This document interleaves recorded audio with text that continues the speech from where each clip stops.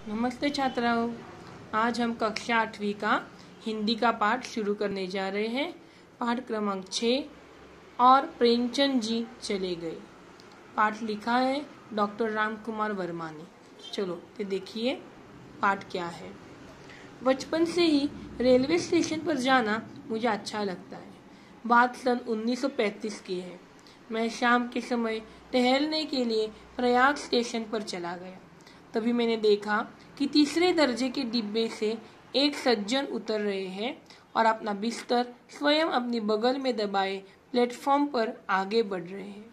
पास आने पर देखा कि वृद्ध सज्जन और कोई नहीं, हिंदी के प्रसिद्ध कहानी और उपन्यास लेखक प्रेमचंद जी है। वो कौन थे? प्रेमचंद जी, हिंदी के सुप्रसिद्ध लेखक। मैं आगे बढ़कर बोला और उठा, बाबूजी आप? उन्होंने जोर से ठहाका लगाया, जोर से हंसने लगे और कहा, हाँ मैं।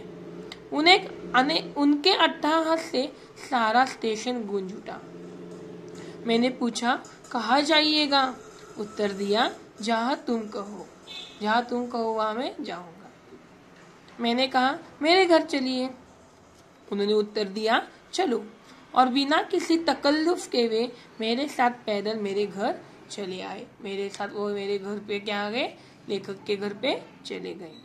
इतने बड़े साहित्यकार वे इतने सरल और सौम्य हैं कि अपने जीवन की सुविधा के लिए कोई भी उपकरण जुटाना नहीं चाहते। वो अपनी सुविधा के लिए कोई भी उपकरण या व्हीकल नहीं चाहते। ठीक है, आगे देखिए। वे हिंदुस्तानी एकेडमी के वार्षिक अधिवेशन में भाग लेने के लिए प्रयाग आए हुए थे। 11 बजे दिन से 3 बजे तक वे उसमें सम्मिलित होते थे, किंतु प्रातः काल से ही उनसे भेंट करने वालों का क्रम आरंभ हो जाता था, जो 11 बजे रात तक चलता रहता था। सुबह से रात तक वो सिर्फ उनको बहुत से लोग मिलने के लिए आते थे।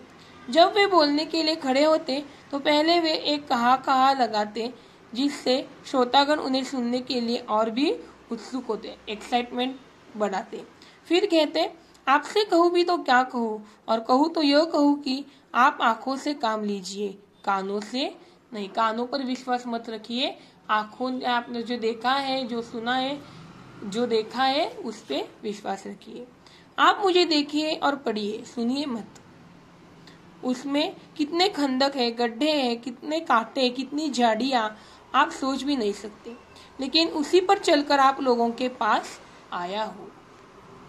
पिता ने मेरा नाम धनपत राय रखा, लेकिन धन से कभी वास्ता नहीं रहा। मेरा नाम धनपत राय रखा पिता ने, लेकिन मेरा धन से कभी भी कोई ताजुब या वास्ता नहीं रहा। पढ़ते समय एक वकील साहब के लड़कों को पढ़ाता था। 5 रुपए मासिक मिल जाता था। मैं ट्यूशन लेता था और मुझे मंथली 5 रुपीज मिलते थे। 2 रुपए में आना गुजारा करता था। 3 रुपए घर बेच देता था। उसी समय में तिल्लिस्म, होशरुबा और फिसाना आजाद पढ़ा था। तभी मैं ये सब पढ़ा था। कुछ होश आया तो उर्दू में लिखना शुरू किया। फिर आप लोगों ने हिंदी में बुला लिया। फिर मैं थोड़े दिनों बाद, थोड़े वर्षों बाद हिंदी लिखना मैंने शुरू कर दिया। जब तक प्रेमचंद जी मेरे घर रहे, मुझे मुश्किल से घंटे, आधे घंटे का समय मिलता, जब मैं उनके साथ चाय पीता था। अन्यथा उनका समय अन्य व्यक्ति अधिकतर उनकी अनिच्छा से अपने अधिकार में कर लेते। अन्य व्यक्ति उनको मिलने के लिए आते। एक दिन मैं अपनी कविताओं का क्रम व्यवस्थित कर उनकी प्रेस का कॉपी तैयार कर रहा था। वे आए, पूछा, क्या कर रहे हो? मैंने कहा, मैं अपनी कविताओं का संग्रह प्रकाशित कराने के लिए ठीक कर रहा हूँ, पब्लिश करने के लिए। उन्होंने कहा, छपने के लिए कहाँ भेज रहे हो? मैंने कहा, साहित्य भवन प्रयाग ही इसे प्रकाशित करने का आग्रह कर रहा है। उन्होंने कहा, गलत, इससे मैं प्रकाशित करूंगा। ऐसा कहकर उन्होंने मेरा काव्य संग्रह अपने बैग में रख लिया। वह संग्रह रूपराशि के नाम से उनके सरस्वती प्रेम बनारस से प्रकाशित हुआ। जिस दिन वे जाने वाले थे, उस दिन मेरी पत्नी ने उनके लिए खीर तैयार की। देखिए, खीर की।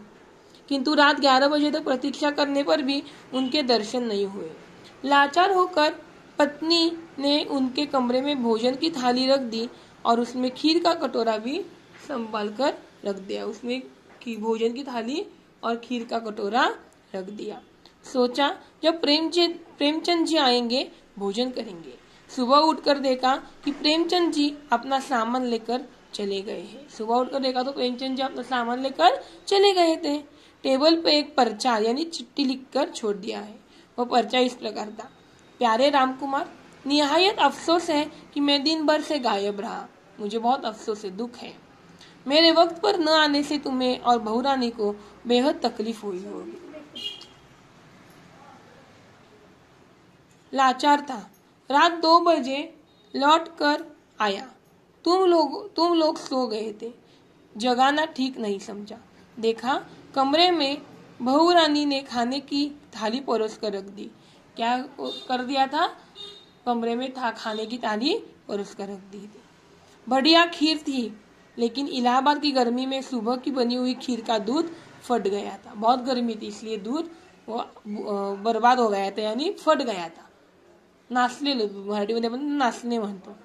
एक जगह खाना खा चुका था, लेकिन खीर तो मैंने खा ही ली, इस डर से कि फटे हुए दूध की खीर छोड़ देने से कहीं बहुरानी का दिल मेरी ओर से फट न जाए। मैंने ऐसे ही खा लिया वो। खैर, उनको बहुत बहुत आशीर्वाद। वे खुश रहे। फौरन जा रहा हूँ, 4 बजे की गाड़ी पकड़नी है। भाई बुरा मत मानना, बगैर मिले जा रहा हूँ। बुरा मत मानो, मैं तुमसे न मिलते ही चले जा रहा हूँ। तुम्हारा धनपत राय। और इस तरह विश्वविख्यात कहानीकार और उपन्यासकार प्रेमचंद जी उस रात मेरे घर से चले गए। आपको यह पाठ समझा? ठीक है, अगले वीडियो में हम अगला पाठ देखेंगे।